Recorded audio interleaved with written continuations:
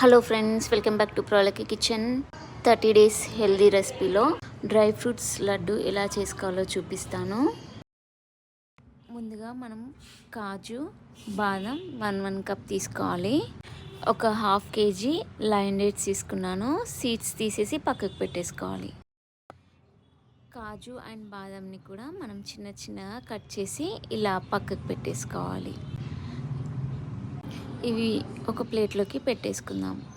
కాజు కూడా చిన్న చిన్నగా కట్ చేసేసి అవి కూడా ప్లేట్లోకి పెట్టేసుకుందాం. నేనైతే డ్రై ఫ్రూట్స్ ఎక్కువనే వేసానండి. మీకు కావాలంటే కేజీకి ఒక 1 కప్ తీసుకోవచ్చండి, 200 గ్రామ్స్.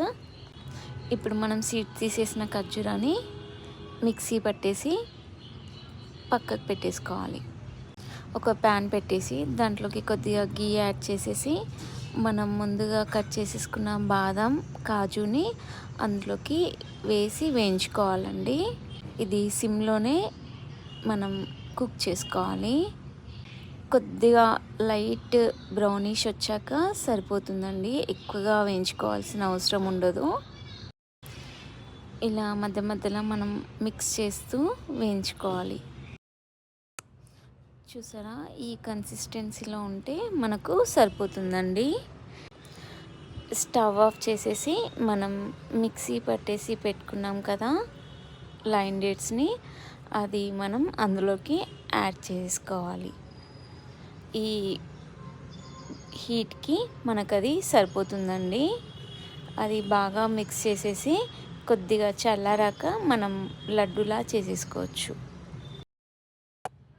ఇలా చేసి పెడితే పిల్లలకి డైలీ ఒకటి ఇస్తే సరిపోతుందండి. హెల్త్కి చాలా మంచిదండి. చూసారా, చల్లారండి.